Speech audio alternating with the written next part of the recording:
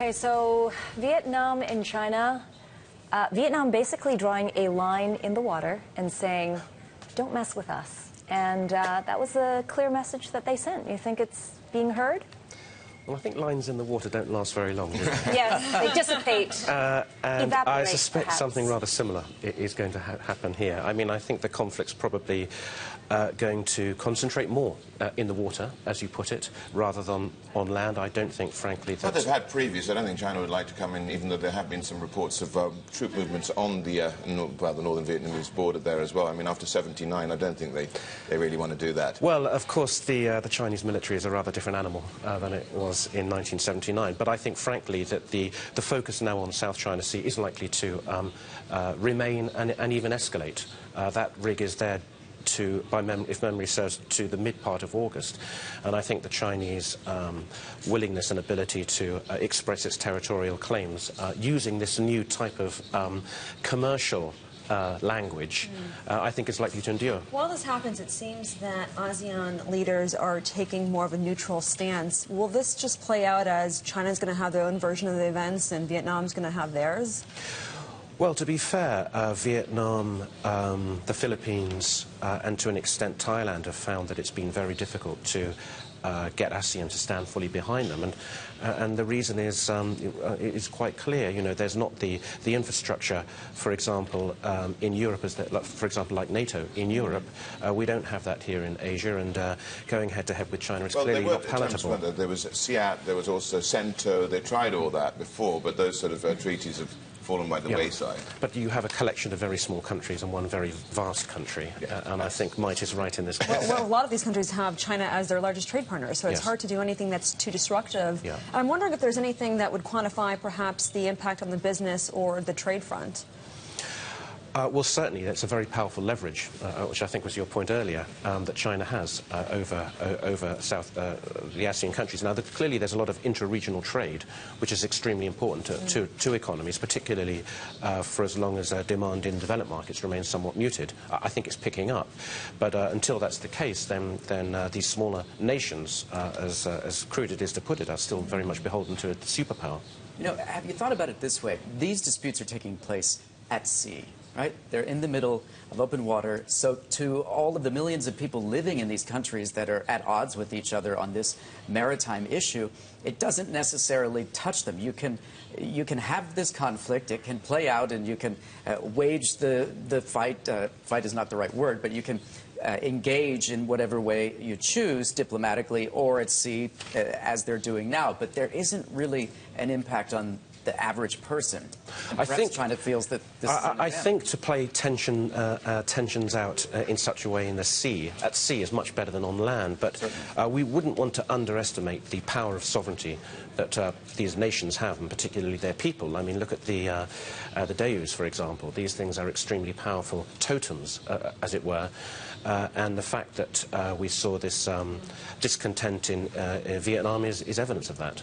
Well, and Vietnam's energy demand is growing just as robustly as China, so they're both fighting over a piece of the sea, islands, if you will, basically to, you know, exert some oil rigging and oil rights there. But I wonder what it would be interesting, actually, is to find out what would happen. I mean, this rig stays there till August, right? Okay, and if they find some oil, I wonder if they go, okay, maybe not, maybe won't. You know, I don't think they're going to stick around if they find no oil. But if they find oil, well, it's another matter altogether. But there's oil there. Or gas. I suspect that you know, this is as much about staking a claim in this new language of international relations as it is the actual finding of oil.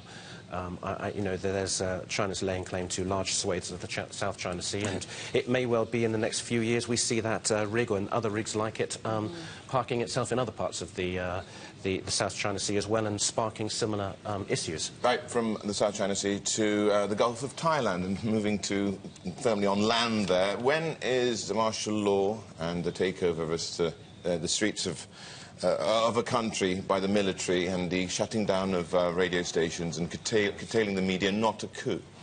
Well, technically I don't know the difference, and it's my ignorance between martial law and a coup. I'm sure there is one. I suspect that we will have 2 or 3 weeks now of searching for an interim or caretaker prime minister until perhaps eventually elections can be held. But, you know, what's going on there, I think, is less about a military coup and more about a lack of democratic systems and an infrastructure in place to allow a vote to be heard properly. And I think this is going to be really one of the key problems. Is the problem going to escalate? Could we see this deadlock continue?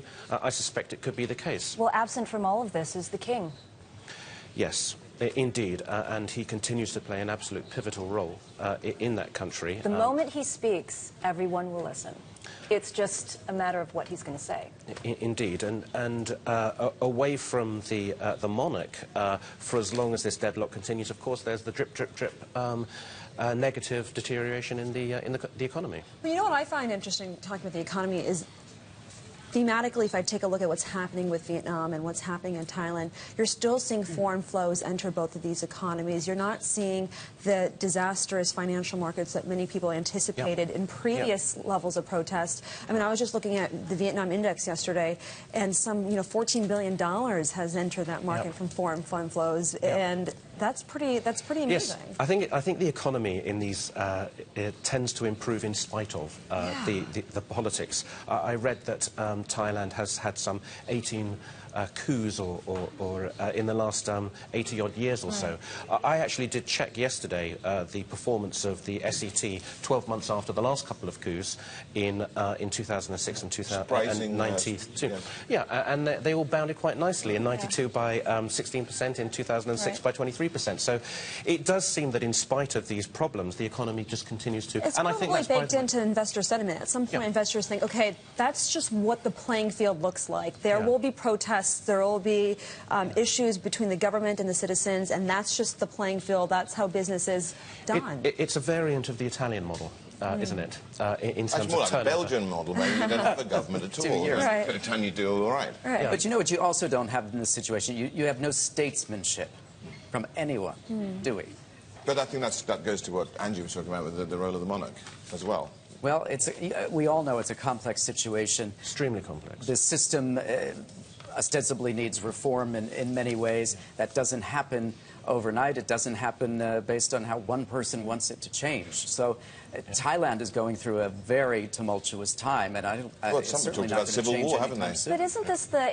It is one, shouldn't the Western world pay more attention here? This is a anti-government movement against democracy, right? I mean, this is really putting into question the democratic infrastructure of Thailand. Could this be a reverse Arab Spring, a reverse, movement towards democracy and a move backwards for this region? And is that dangerous? Well, look, I mean, it's certainly not a positive development in the US's, for example, relationship with Thailand. But there was deadlock. And there has been deadlock in Thailand for quite some time. We can't deny that. What was going to happen? We saw variants of this clash between the two political forces continuing for another 12 months or another 18 months. I mean, at some point there did have to be a step towards resolution. Now, I'm not suggesting that a coup or martial law is that... If it were to mutate into a coup, then of course that would be something a lot more serious. But martial law, as I understand it, does allow for at least the creation of an interim or caretaker administration with a view ultimately of fresh elections. If those, but it's a very tight level of manoeuvre that the military have at the moment. If they are unable to break that deadlock, then of course we get into an entirely new plane, and I think that's where actually markets do start reflecting the negativity, which I think is